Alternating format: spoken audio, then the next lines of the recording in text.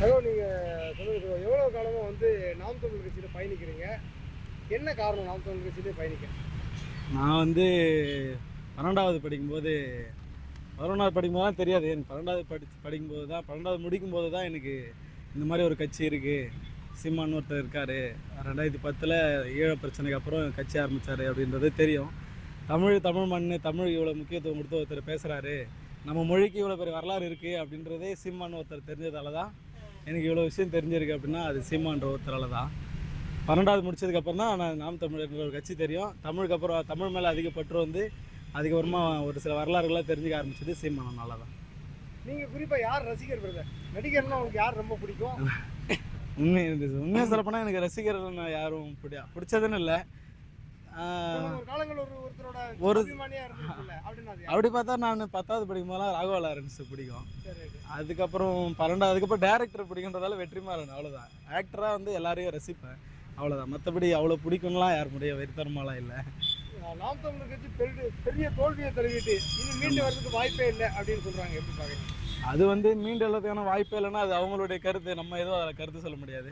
மீண்டு எழுதுறதுக்கான வாய்ப்பு கண்டிப்பாக இருக்குது. அடுத்த இளைய தலைமுறை ஜென்சின்னு சொல்லக்கூடிய தலைமுறை பிள்ளைகள் வந்து உண்மையாக வந்து எல்லாத்துலேயுமே ஃபாஸ்ட்டாக கற்றுக்குறாங்க. அப்படின்னும்போது அரசியலையும் சீக்கிரமாக அரசியல் தெரிஞ்சுக்கணும். இன்றைக்கி விஜயன் ஒருத்தர் வந்ததால் வந்து அரசியல் பக்கம் திரும்ப ஆரம்பித்தவங்க நாளைக்கு உண்மையான அரசியல், நல்ல அரசியல் எதுன்னு கண்டிப்பாக தேவை ஆரம்பிப்பாங்க.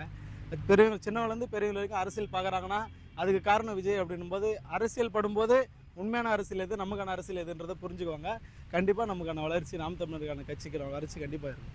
திரையில் இருக்கிற விஜய்க்கு மக்கள் வாக்கு செலுத்திருக்காங்க, தலைவர் போராட்ட சீமானா மக்கள் கைவிட்டுட்டாங்க. அது ஒரு பெரிய இருட்டடிப்பு தான். நம்ம தலைவர் இறந்ததுக்கப்புறம் அது ஒரு நம்ம இனத்துக்கு பண்ண பெரிய இருட்டடிப்புன்றா போல, துரோகன்றா போல இப்போ பண்ணியிருக்கிறதும் ஆக பெரும் ஒரு துரோகம் தான். அது சொல்றதுக்கு வார்த்தைகள் இல்லை. நம்மளுடைய தோல்வி. மற்ற முக்கியமான நாம் தமிழர் தோல்வியை தழுவிட்டாங்க, டெபாசிட் வாங்க முடியல அப்படிங்கிற அந்த இது கேட்கும்போது எவ்வளவு மனசு கஷ்டமா இருக்கு. அது உண்மையில சொல்லப்போனால் அது ரொம்ப மன வருத்தம் தான். அதுலேருந்து வெளியே வர்றதுக்கே ஒரு 3 நாள் 4 நாள் ஆயிடுச்சு. அந்த 2 நாள்லாம் எதுவுமே பேச முடியல. இருந்தாலும் யோசித்து பார்க்கும்போது இந்த திராவிட கட்சிகளை ஒழிச்சு ஒருத்தர் வந்திருக்காருன்றது ஒரு பெருமையாக இருந்தாலும், ஆனால் இந்த ஜாதி மதம் சாராய பணத்தை விட திரை கவர்ச்சி இவ்வளோ பெரிய மக்கள்கிட்ட போய் சேர்ந்துருக்குது, இவ்வளோ ஒரு மோகத்தில் இருக்கிறாங்க, மயக்கத்தில் இருக்கிறாங்க அப்படின்னு நினைக்கும் போது உண்மையிலே வருத்தமாக இருக்குது. போராட்டக்காரனுக்கு காலங்காலமாக இந்த ஒரு பேரை கொடுத்து ஒதுக்கிறதா பார்க்குறாங்களே தவிர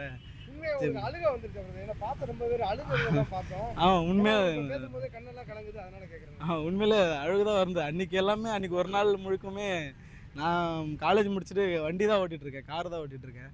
இருந்தாலும் அன்றைக்கி ஒரு நாள் வண்டி ஓட்டவும் தோணலை, எதுவுமே தோணலை. நம்ம மக்கள் என்றைக்கு தான்டா உண்மையாக புரிஞ்சுக்கிட்டு உண்மையை என்றைக்கு தேடுவாங்க அப்படின்றது மனசுக்குள்ள மிகப்பெரிய வருத்தமாக இருந்தது. ஆமாம், இதுக்கு முன்னாடி ஆட்சி வர்றது 2 வருஷமா விஜய் ட்வீட்டாவது போட்டிருக்காங்க. ஆமாம் ஆமாம், அது கூட்டணி சேர்ந்துட்டாரு. ஆமாம். ஆனால் அதை பற்றி எதுவும் நான் சொல்லப்போனால் விஜய் வராரு அப்படின்னு சொல்லும்போது எல்லா கட்சிக்குமே ஒரு எதிர்பார்ப்பு இருந்தது. எல்லா கட்சி சார்ந்தவங்களுமே வந்து ஒரு எதிர்பார்ப்போடு எதிர்பார்த்தாங்க. விஜய் வந்தால் ஏதாவது ஒரு மாற்றம் வரும்னு எதிர்பார்த்தாங்க. ஆனால் உண்மையிலுமே எனக்கு தனிப்பட்ட முறையில் விஜய் ஒருத்தர் எனக்கு பிடிக்காமல் போனதுக்கு காரணம்னா, தலைவர் பிறந்தநாளைக்கு இவ்வளோ நாளாக வாழ்த்து சொல்லலை. ஆனால் கட்சி ஆரம்பித்ததுக்கு அப்புறமாவது தலைவர் பிறந்தநாளைக்கு ஒரு வாழ்த்து, தமிழ் தேசியத்தை பேசுகிறாரு, திராவிடத்தையும் பேசுகிறாரு. திராவிடத்தில் இருக்கக்கூடிய எல்லாருக்கும் வாழ்த்து சொல்லும்போது தமிழ் தேசியத்து உண்மையான தலைவர் பிரபாகரன்றது உலகத்துக்கே தெரியும். ஆனால் அவருடைய பிறந்தநாளுக்கோ இந்த மே 18 நிகழ்வுக்கோ எந்த ஒரு ட்விட்டும் எந்த ஒரு அவங்க கட்சி சார்ந்தவங்களோ பதிவு வர்றதை நம்மளால் பார்க்க முடியல.